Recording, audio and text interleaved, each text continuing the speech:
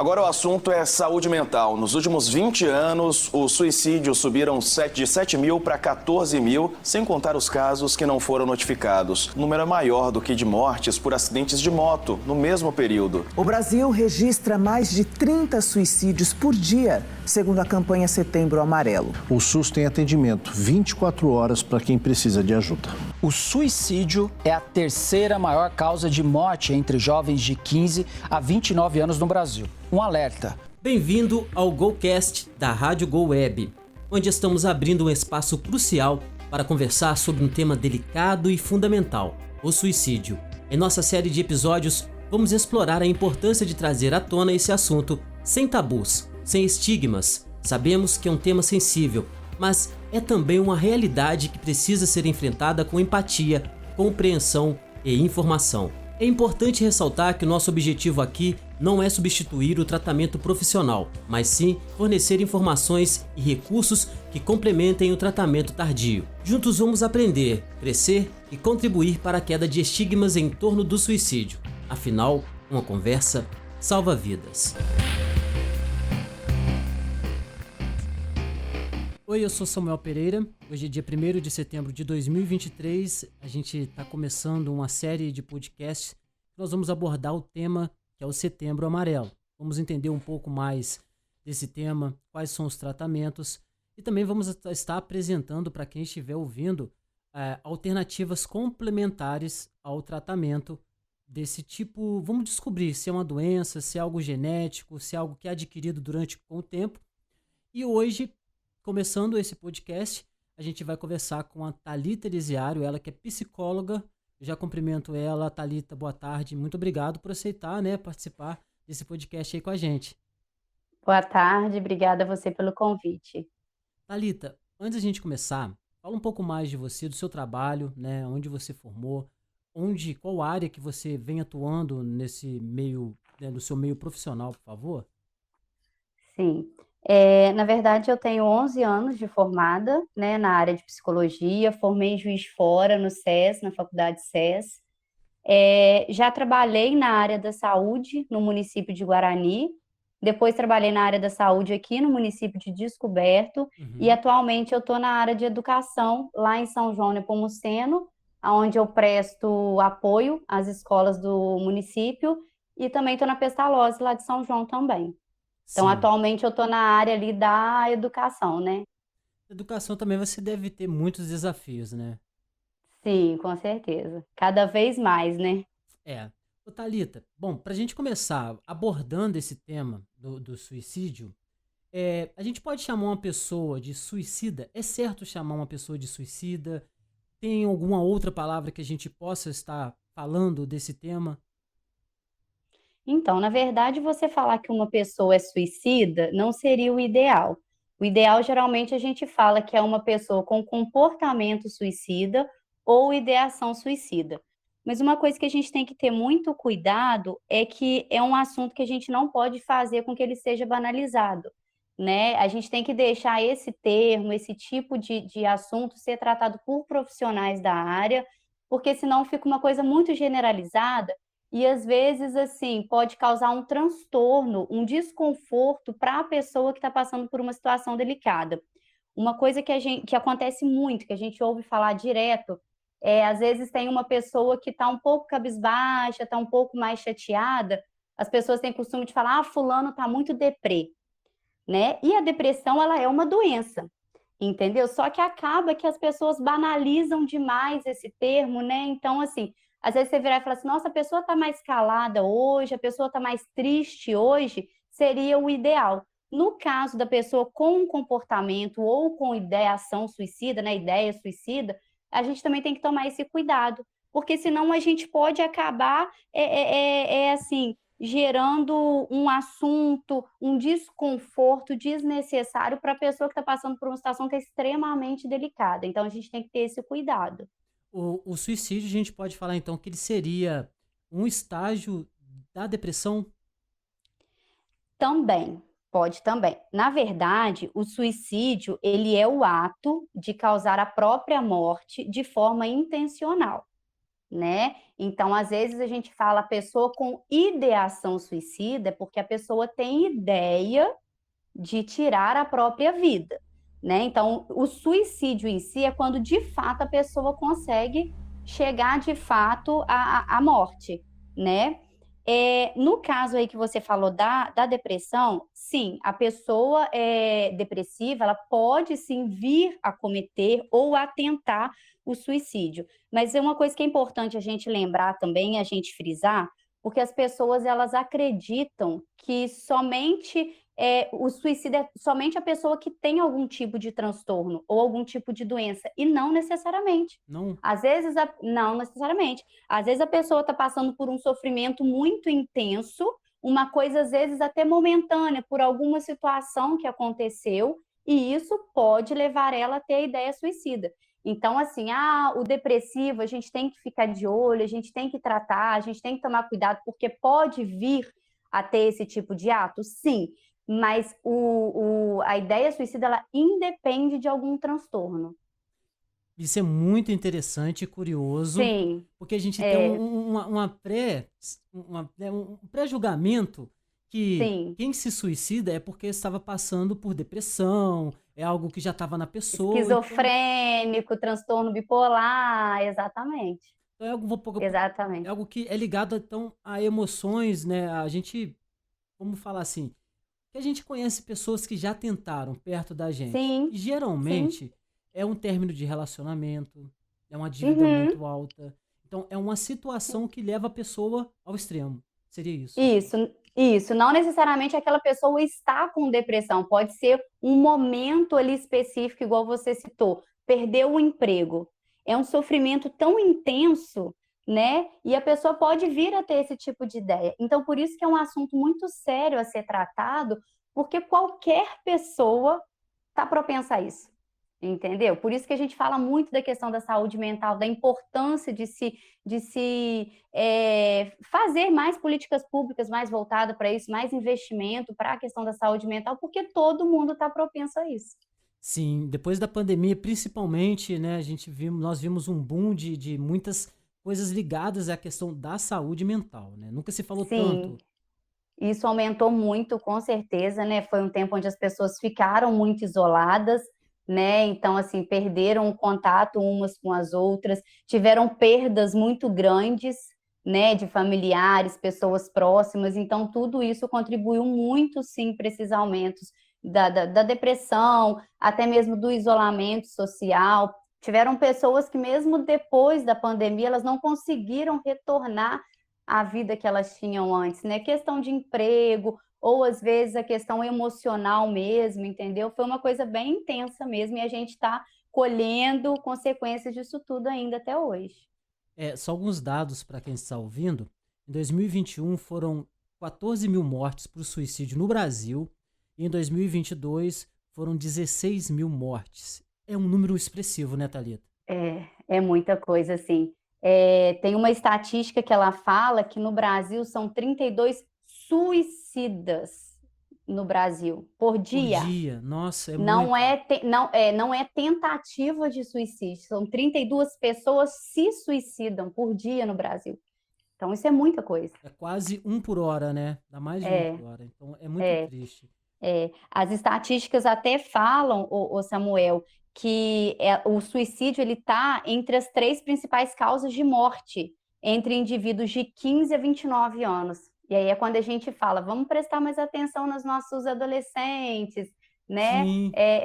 Vamos ter mais cuidado na hora de abordar os adolescentes, de tratar, né, os adolescentes, porque entre 15 a 29 as 3 principais causas. O suicídio ele está matando aqui no Brasil mais do que a AIDS e o câncer. Thalita, essa vamos dizer, é uma idade muito nova. De 15 a 29 anos, você não viveu nada da vida ainda, digamos assim, né? Agora, isso tem um motivo, talvez seja a cobrança de sucesso, alguma coisa nesse sentido? Eu acho que é um pouco de tudo, né, Samuel? A gente costuma falar que a adolescência é um período muito difícil, né? Então, você coloca aí dos 15 aos 29 anos, você pega a adolescência e você pega o início ali da fase adulta também. Então, eu acho que é um pouco de tudo. muitos ali podem ter a ver com coisas vivenciadas na infância, né, e não tratadas no período da infância, e aí foi se estendendo até, né, o período da adolescência. Eu acho que tem a questão também, o jovem, ele quer experimentar, é tudo muito novo para o jovem, né, ele tem que se decidir a carreira que ele vai seguir.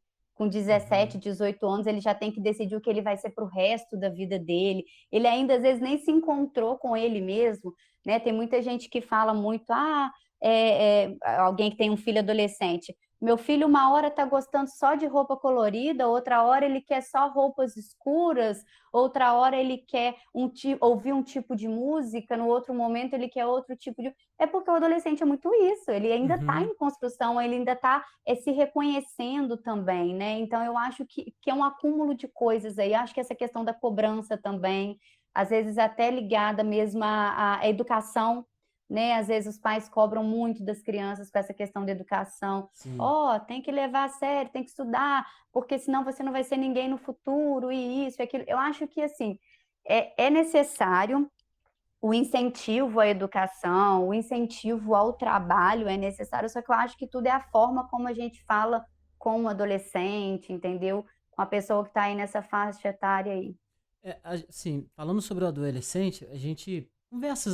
conversas em aberto que a gente tem assim no dia a dia, um dos assuntos que eu já ouvi outras pessoas falarem, e eu acabo talvez concordando, é uma questão que eles falam que hoje os jovens não estão aceitando ser contrariados, as crianças. Você concorda com isso, Thalita? Se na área, você como profissional... Sim, acontece, a gente ouve falar muito isso, né? Principalmente criança, né? Só que assim, eu tenho visto várias situações. Como agora eu estou trabalhando na educação, então eu tenho muito contato com os pais das crianças, com as crianças em si, as queixas dos pais é sempre essa. Meu filho não aceita ser contrariado, meu filho não aceita o não. E aí é quando eu te falo que muitos problemas da adolescência, eles vêm lá da infância, desde a infância. E aí eu falo assim para esses pais, eu também não aceito ser contrariado. Eu odeio que me falem não. Quem gosta de receber não? Ninguém. Né? Vamos concordar. E assim, se tratando da criança em si, a criança está se descobrindo, né? Ela está se reafirmando como indivíduo. A criança, quando é bebezinho, ele e a mãe dele, ele se entende como um só. E ali nos 2, 3 anos de idade, ele começa a se descobrir como indivíduo único. Então, ele quer se reafirmar. Eu dou conta de trocar minha roupa, eu dou conta de escolher o que eu quero, o que eu não quero, o que eu posso, o que eu não posso. Então, existe isso aí. E eu acho que quando isso é bem trabalhado ainda na infância, você evita esse comportamento na adolescência. Porque a gente vê muitos pais se queixarem que o meu filho adolescente é muito rebelde, que o meu filho adolescente não aceita as coisas que eu falo, entendeu? E se você, às vezes, for investigar a fundo, isso aí veio desde lá da infância, quando a criança ainda era muito pequena, ela não tinha nem como discutir ali, colocar a opinião dela para o adulto, né? E ela meio que era reprimida, tipo assim, o adulto vira e fala assim, é isso e ponto final. Você tem que ir em tal lugar e ponto final. E não é bem assim que funciona. Mesmo sendo criança, tem como a gente explicar, tem como argumentar, tem como a gente entrar num acordo, entendeu? Então, eu acho assim, o adolescente por si só, ele já tem muito essa questão mesmo, de agora que eu cresci, eu dou conta de decidir as minhas coisas por mim mesmo, né? Então, assim, é importante que a gente tome cuidado na hora de falar com esse adolescente, de argumentar com esse adolescente. E isso a gente tem que começar lá na infância. Desde pequena a gente já começa a trabalhar isso, entendeu? Até mesmo para que crie-se ali uma conexão e um vínculo bacana, a ponto de quando for adolescente, ele conseguir expressar as opiniões dele, mas também ouvir o que os pais estão falando, entendeu? O que o adulto está falando, o que o adulto está orientando. Eu acho que a questão não é só a gente impor, é isso e ponto final. Mostrar os prós e os contras, as consequências daqueles seus atos, entendeu? Acho que isso é muito importante. Talvez até para a criança entender qual é o limite do pai. Sim, pai sim. Vamos negociar, eu posso ir até aqui. Isso, Tá bom pra isso. você? Ah, Isso, porque a gente tem que tomar cuidado para a gente também não invalidar, né? O que a sim. criança sente, o que a criança fala, e a gente tem que levar em consideração, entendeu? E Então é muito importante como que nós vamos argumentar, como que nós vamos conversar com a criança e o adolescente futuramente. existe uma forma, assim, que você usaria, por exemplo, É, porque são duas situações, você tem a criança, né, e você tem um aham, adolescente, né? Que uhum. forma chegar num adolescente, mais ou menos? O que o adolescente pede provavelmente é diferente do que a criança Uhum, costuma pedir, do que a criança costuma querer. Mas a forma, geralmente, é sempre a mesma, sabe? Igual vamos supor, um adolescente, por exemplo, ele quer, sei lá, talvez ele quer frequentar algum lugar que os pais acreditam que é um lugar inapropriado. sim, Tem muitos pais que eles simplesmente vão virar para o adolescente e você não vai, ponto final. Aí o adolescente às vezes tenta questionar, mas por que que eu não posso ir? Todos os meus colegas vão. Aí os pais viram, você não vai, ponto final.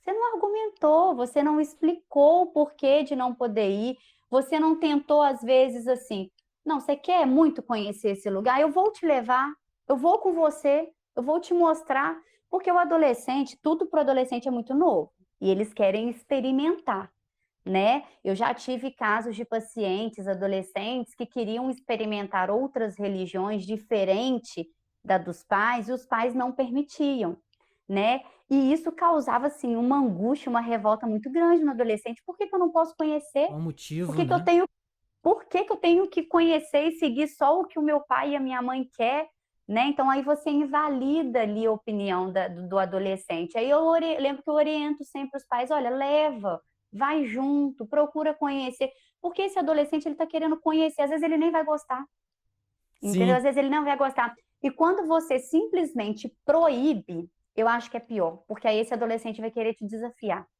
ele vai querer te contrariar, ele às vezes vai querer fazer escondido, entendeu? Às vezes faz alguma coisa ali para chamar a sua atenção de, olha, eu tô aqui, eu tenho opinião, eu também sou um indivíduo, entendeu?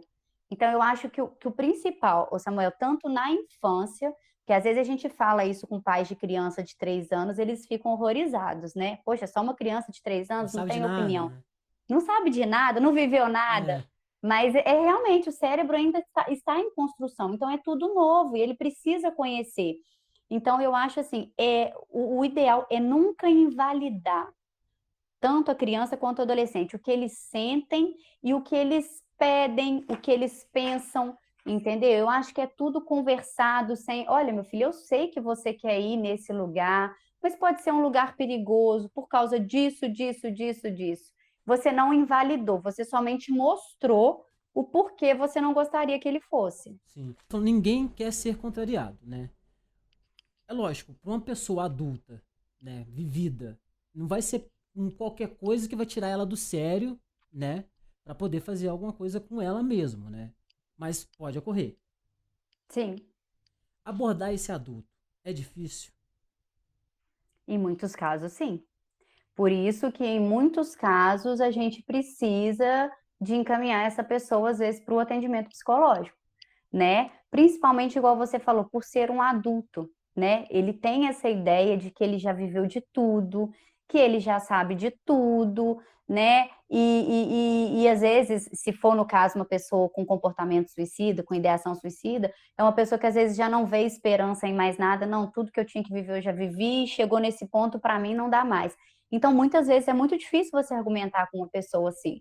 E aí é por isso que a gente acaba buscando a ajuda da psicologia, da área de saúde, para conseguir, junto com esse adulto, identificar o que está causando isso nele, elaborar, criar estratégias para ajudar ele a sair desse momento aí que ele está. Sim.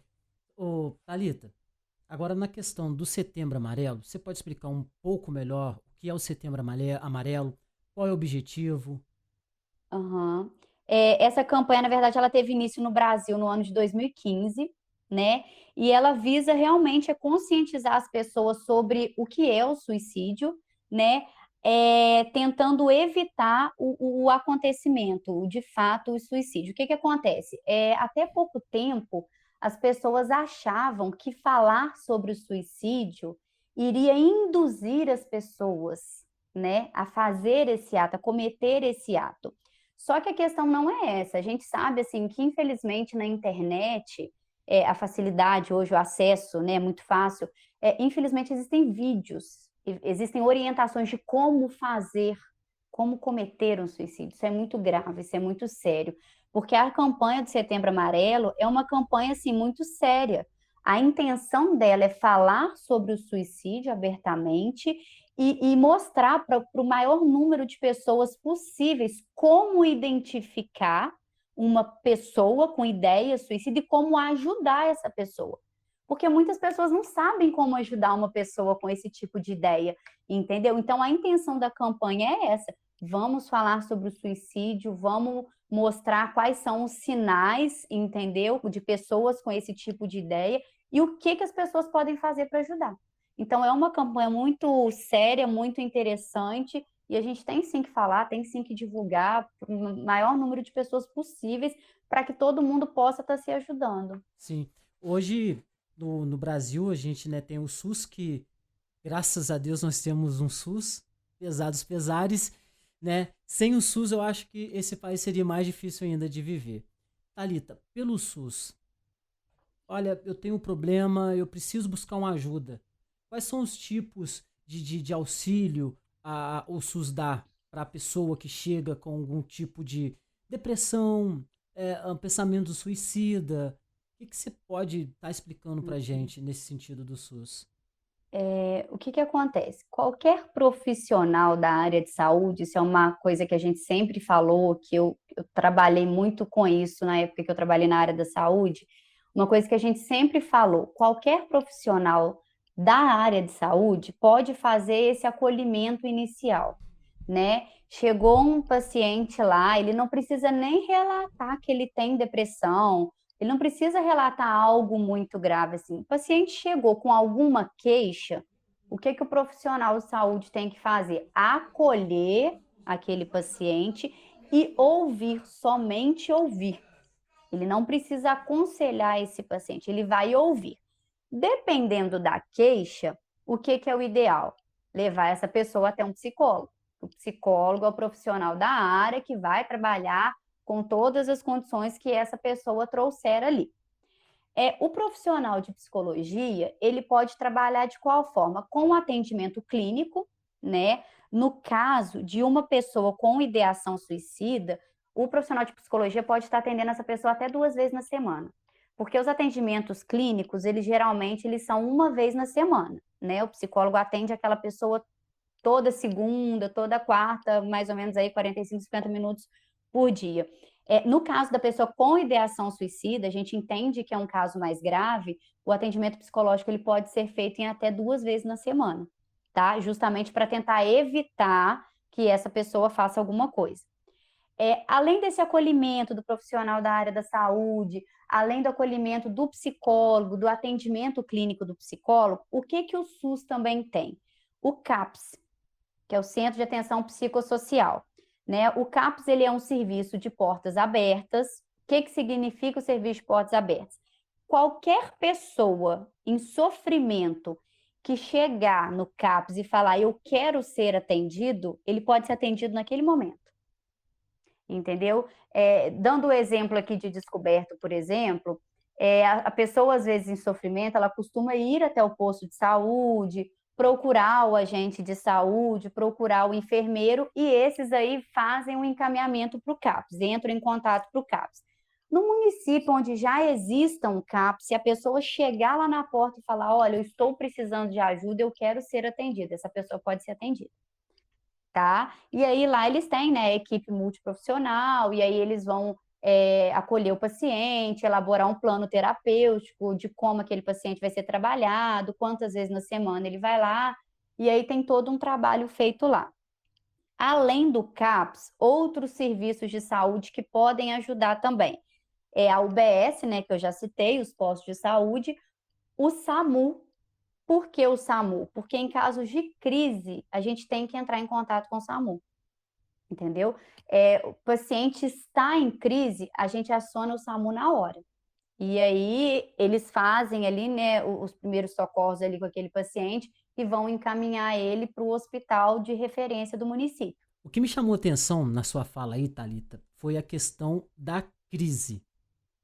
Quando a gente pensa em crise, como é que essa crise, a gente consegue identificar uma crise de depressão, uma crise assim que gera essa questão psicológica em nós, seres humanos?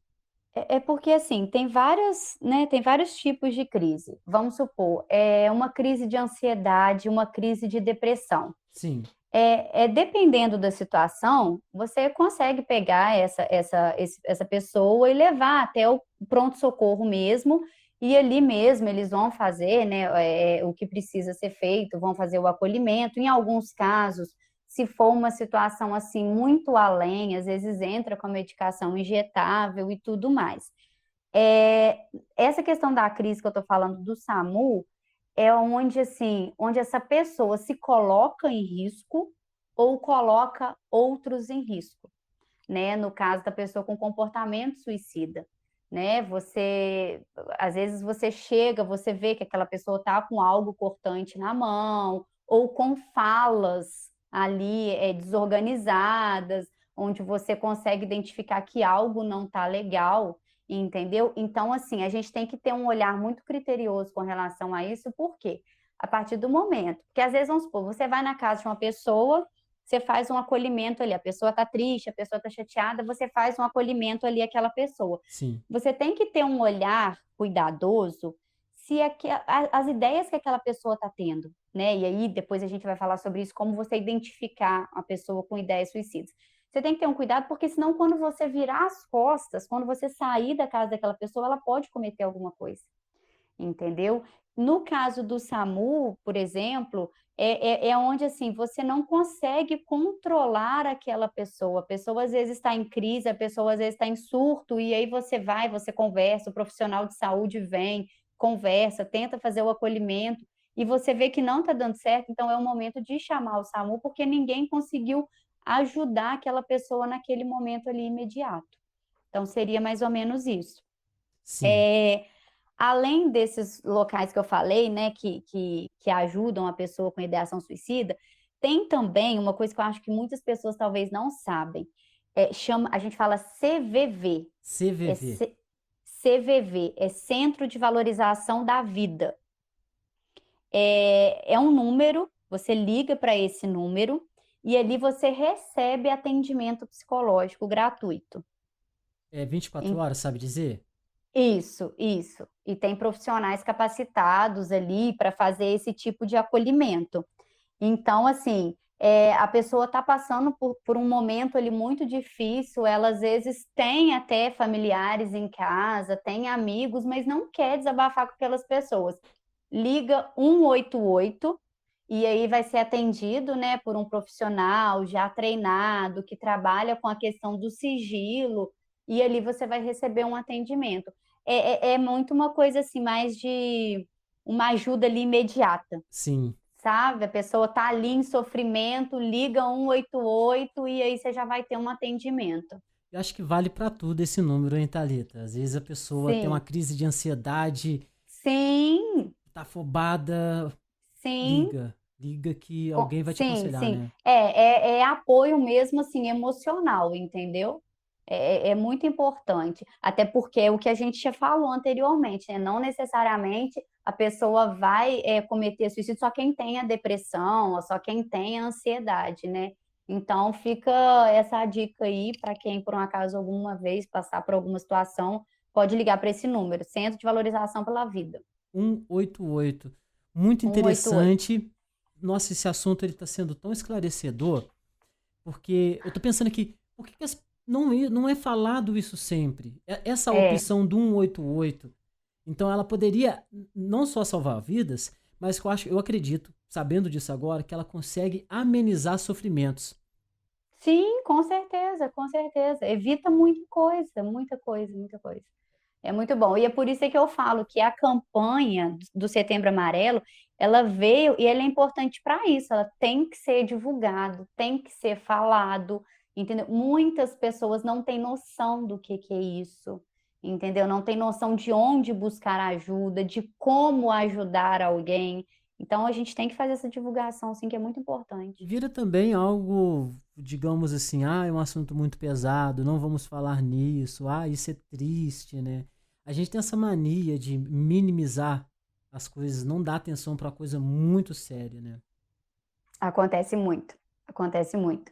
Por isso que eu falo que uma coisa pequena, ela pode se tornar uma coisa muito grande, né? Então, por isso que é importante a questão do olhar do outro, né? O cuidado com o outro, o não julgamento, É, entendeu? hoje Isso nós aí também é importante. tivemos, no projeto da escola, um outro podcast da Francisco Manuel, nós tivemos a advogada Monique Quina, e ela trabalha na questão com as mulheres. Ela falou uma coisa sobre a questão ligado à mulher, agressão psicológica, é quando a mulher vai sendo minada. Ela vai sendo minada o tempo todo, ela chega no momento que ela não tem mais a identidade, sabe quem que ela é. E isso eu fiquei assim, uau, isso é devastador pro ser humano. Uhum. A gente não tem números, né? Mas deve existir um número muito grande de mulheres que sofreram, né, abusos psicológicos e físicos muito grande Com no certeza, país. com certeza. E muitas caladas, né? Na maioria das vezes, elas acabam se calando, né? Sim. Aí a gente entra aproveitando esse gancho, a gente entra no assunto de como identificar um Uhum. suicida. Existem formas de identificar ou fazer um pré-julgamento mesmo, de Uhum. possível caso. Então, na verdade, o que a gente tem são sinais de alertas, né? Alguns sinais que a gente tem que ficar atento. Por isso que eu falo, gente, isso tem que ser divulgado em panfletos, tem que ser divulgado em cartazes, que as pessoas precisam saber disso. Um dos sinais seriam preocupação com a própria morte. Quando a pessoa tem um discurso muito focado no eu vou morrer, eu tô com medo de morrer, sabe? Fica o tempo todo falando sobre o morrer, é um sinal de alerta. Não quer dizer que a pessoa vá cometer o Fazer. suicídio, mas são sinais que a gente já tem que acender uma luzinha. Opa, peraí, né? Deixa eu acolher essa pessoa, deixa eu ouvir essa pessoa. Outro sinal, falta de esperança. Isso aí é muito sério, a pessoa já não vê esperança em mais nada, né? Ela perde total a fé, a esperança de que algo bom vai acontecer, de que ela ainda tem coisas boas para viver. A pessoa perde a esperança mesmo. Outra coisa as frases, né? Vou desaparecer, vou deixar vocês em paz, eu sou um fardo para vocês, eu sou um fardo para minha família, eu cansei de ser um fardo para minha família. Quando eu leio sobre isso, eu falo sobre isso, eu paro, eu fico vendo, gente, quantas pessoas dão esses sinais para a gente O o tempo tempo todo. todo, o tempo todo. Queria dormir, nunca mais acordar, tô cansado dessa vida, sabe? É uma frase pequena que ela pode se tornar uma coisa muito grande. E a Então, pessoa isso vai também, repetindo, né? sim, isso também é um sinal. A tristeza e o isolamento, né? A pessoa que às vezes está muito triste, está se isolando de tudo, está evitando o contato social, isso também é um sinal de alerta. Consumo excessivo de álcool, drogas, a gente também tem que prestar atenção nessa pessoa. Por que de repente ela começou a beber tanto?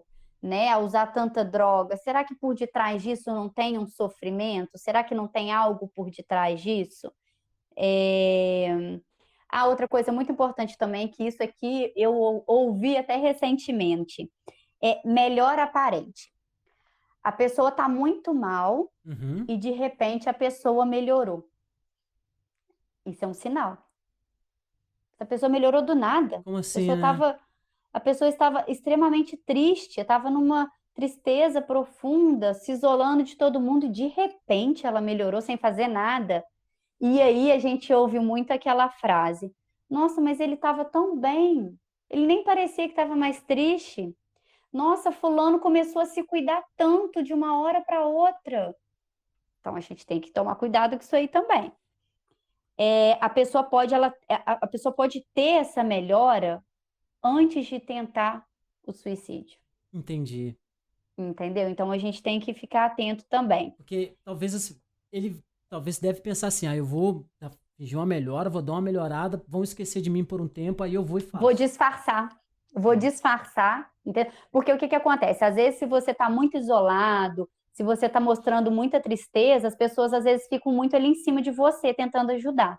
Você fala que você melhorou, não, eu tô ótimo, eu tô bem, corta o cabelo, começa a se cuidar e tudo mais, e as pessoas dão uma afastada. E aí é quando você tenta, entendeu? Thalita, isso é um pouco diferente, isso aí do chamar atenção. Eu tô pensando, formulando uma pergunta aqui em cima dessa questão de chamar atenção. Por exemplo, você tem as pessoas que se automutilam de alguma forma, isso é para chamar atenção? Não. Não. A gente tem visto muito isso, principalmente com os adolescentes, né? Uhum. E na maioria das vezes, a maior dificuldade, isso eu te falo porque eu estou trabalhando em escola, onde tem adolescentes também, e eu tenho atendido muitas meninas com essa mesma situação. Quando a pessoa se automutila, ela quer lidar com uma dor. Isso as pessoas mesmo conversam, falam pra gente, né? A partir do momento que o adolescente se corta, ele causa uma dor nele, você concorda? Sim. E para ele é como se aquela dor ali meio que disfarçasse a dor interna que ele está sentindo. Entendeu? E aí o que acontece na maioria das vezes? Os familiares, eles tratam como aquela pessoa está chamando atenção, está fazendo isso para chamar atenção, ou nunca de fato vai chegar a cometer o suicídio. E isso é um problema. Isso é um problema, porque a automutilação ela não é para chamar atenção. A automutilação é para tentar lidar com a dor interna. Então, eles causam uma dor neles para tentar despistar a dor interna que eles estão sentindo. Dentro desses sinais aí, né, para a gente identificar um possível suicida, uma das coisas também está ligada a procurar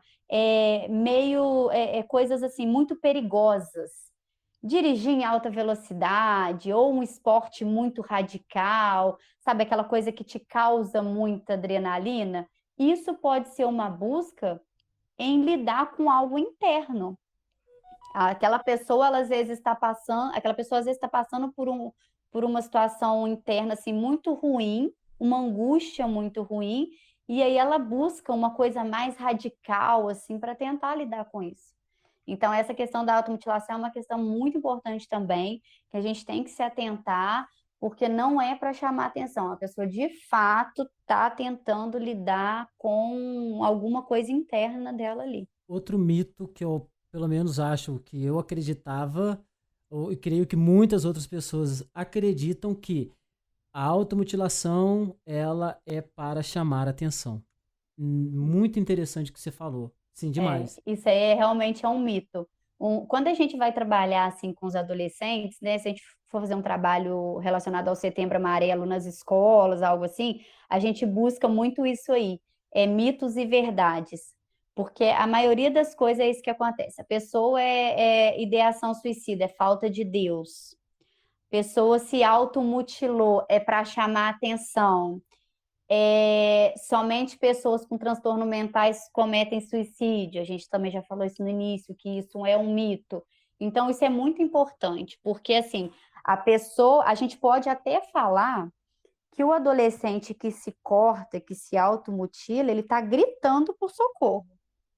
Isso eu concordo. Ele já não está aguentando tanta dor. Ele está gritando para o socorro, ele não está querendo chamar atenção, porque quando a gente fala que está querendo chamar atenção, fica parecendo que aquele adolescente vai ficar só fazendo uns cortezinhos e que nunca vai de fato fazer algo maior, entendeu? E não é assim. Então, assim, a gente tem que ter, eu, pelo menos assim, lá na escola, as meninas chegam, minha colega está cortada, conversa com ela.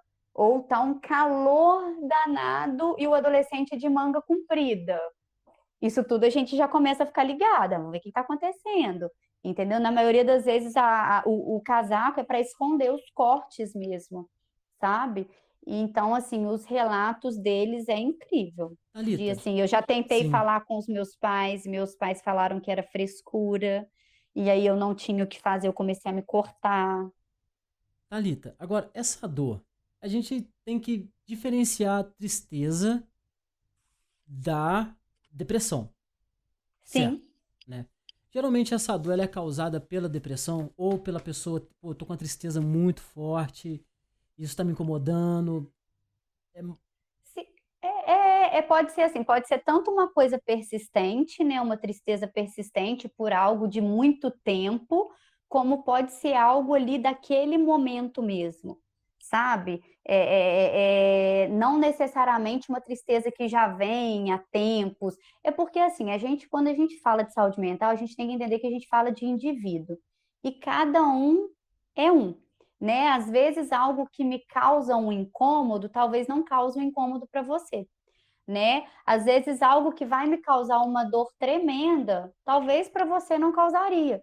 Então, por isso que a gente tem que ter muito cuidado, porque assim, às vezes o adolescente está bem, tem uma vida tranquila, família boa, mas às vezes ele passa por uma decepção, às vezes uma decepção amorosa da adolescência. Aquilo ali, para aquele indivíduo, para aquele adolescente, pode ser algo tão grande uhum. a ponto dele não conseguir lidar com aquela tristeza daquele momento e querer causar uma dor física para tentar lidar com a dor, né, interna dele. Uau. Outra coisa que você falou que eu tô anotando, você me chamando a atenção de muita coisa, é sobre essa questão da automutilação. Esses casos são mais em meninas ou meninas? Eu tenho visto muito mais nas As meninas. meninas, né? Nas meninas, as meninas, elas costumam conversar muito entre elas, né? E aí, assim, tem muitos familiares que falam assim, minha filha fez isso porque a coleguinha fez, isso. Mas é porque, assim, como elas acabam compartilhando muita coisa, elas, de fato, chegam a acreditar que se cortar vai ajudar a lidar com a dor interna. É igual quando você vê um produto bom que você divulga, ali no mundo ali das meninas, né, entre amigas, às vezes acontece muito isso. Eu comecei a me cortar porque eu tô passando por isso, isso, isso, isso. Aí a outra tem a ideia de que essa é a melhor forma de lidar com a dor dela também, entendeu? Então acho que uma coisa vai levando a outra. Assim, de acordo com a minha experiência, falando com a minha experiência, eu tenho visto a questão da automutilação mais nas meninas e mais na adolescência, nessa faixa etária aí 14, 13, 15 anos, mais ou menos. É a fase do descobrimento, né? Essa fase. É a fase onde eles querem ser ouvidos e eles são muito invalidados. Muito invalidados. Igual a gente comentou no início, né, da nossa conversa a respeito das crianças, né? Que tem as emoções e falas invalidadas, que às vezes o adulto meio que descarta, só tem 3 anos, eu não preciso levar em consideração o que essa criança está falando. Hoje em dia, o número de crianças ansiosas está crescendo muito mais, depressivas também. E talvez por isso, a forma com que nós estamos lidando com essas crianças. Entendeu? A partir do momento que você invalida o que aquela criança está sentindo, que você invalida o que aquela criança está falando, entendeu? Só que quando chega na adolescência, eles buscam outros meios. Eles têm acesso fácil à internet, entendeu? Igual eu falei, infelizmente encontram informações muito ruins na internet. Então, aí vai passando de um para outro, e para o outro, e para o outro, entendeu? Então, eu acho assim que essa fase da adolescência, onde existe muito essa questão da automutilação, é um momento onde eles querem ser ouvidos e eles muitas vezes são calados. E dessa forma que eu te falei, isso é frescura. Eu já atendi adolescente que me pediu ajuda e aí desabafou. E eu sempre falo, você já conversou com sua mãe? Já conversou com seu pai? Como que foi? Eles falaram que é frescura, que eu tenho que parar, que eu não tenho idade para isso. Eu não tenho idade para ser ansiosa. Desde quando a ansiedade tem, né? Tristeza tem idade. Não é assim que funciona. Então, eu tenho visto muito isso. Questão, eles são muito calados. Eles são calados. Calam eles, né, na verdade. Isso é muito perigoso, né? complicado, Uhum. muito complicado. Thalita, o assunto está muito bom. Eu queria que você falasse pra gente agora, uma pessoa que está passando por um momento difícil, como ela vai buscar uma ajuda, uma pessoa que está pensando em suicidar, porque geralmente a gente, como você está falando, essas pessoas são muito retraídas, né? Uhum. Ou por si Sim. só, ou as outras pessoas fazem que elas se retraiam, né? E É. precisam dar esse grito, soltar essa fala.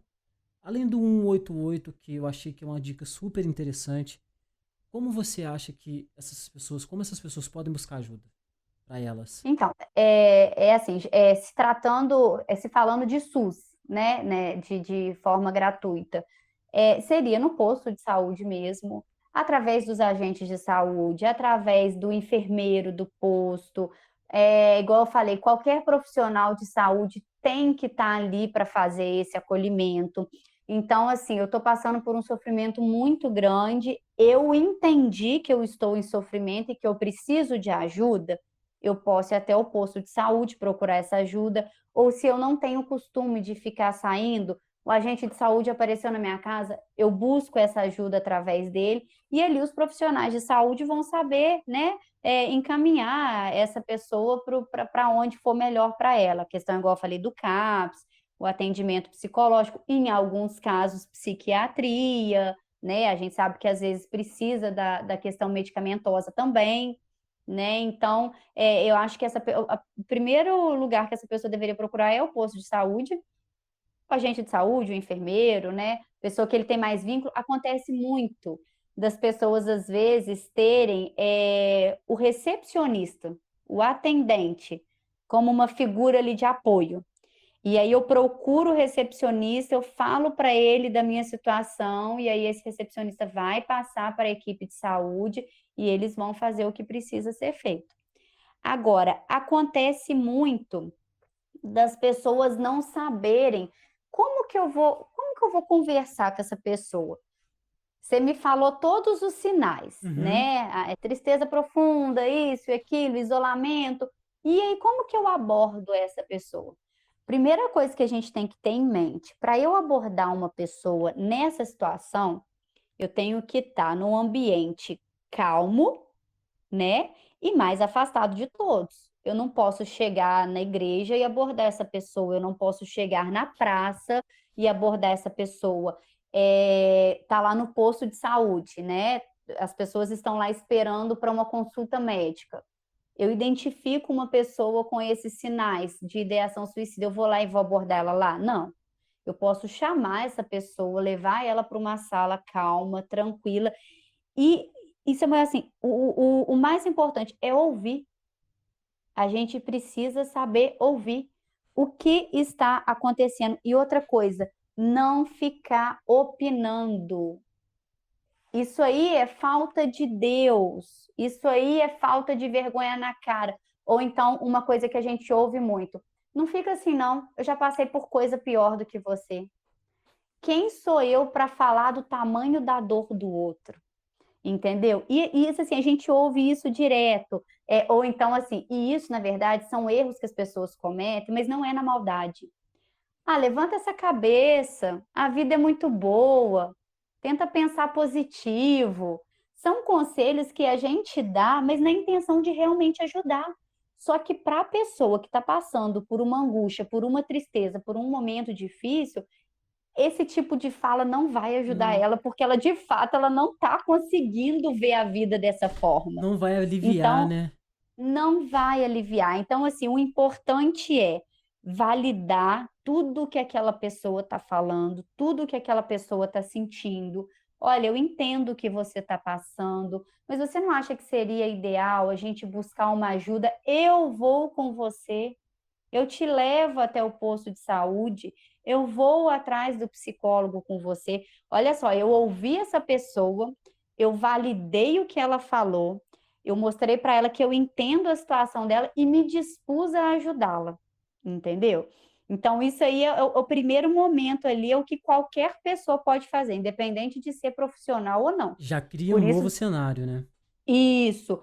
por isso o importante da campanha, para que todo mundo consiga fazer isso. O meu colega de sala era tão brincalhão, ultimamente ele tá tão triste.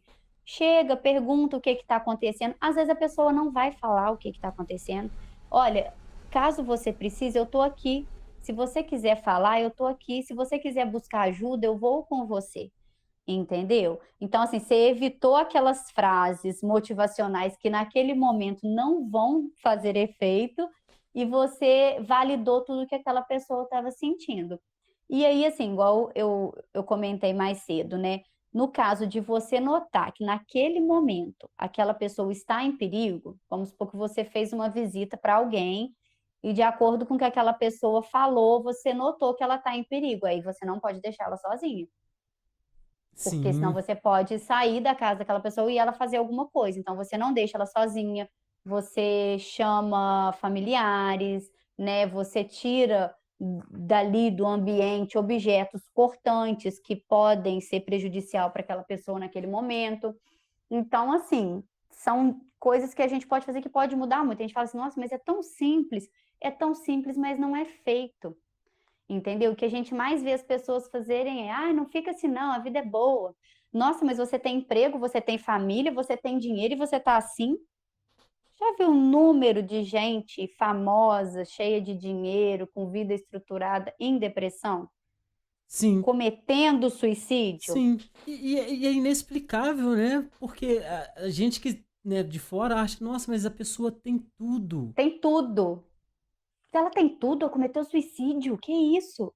Ou então a pessoa tem tudo, entrou para o mundo da droga e acabou com a vida dela. Como assim? Como pode?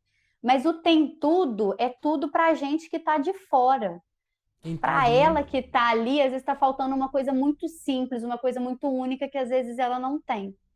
Entendeu? Então, eu acho que esse acolhimento de qualquer pessoa, não só do profissional de saúde, esse acolhimento aí inicial, essa escuta, né? Essa validação ali de tudo que está sendo dito, de tudo que está sendo falado, mostrar apoio, mostrar que a pessoa não está sozinha, eu acho que isso aí é o primordial, é o principal ali para esse momento.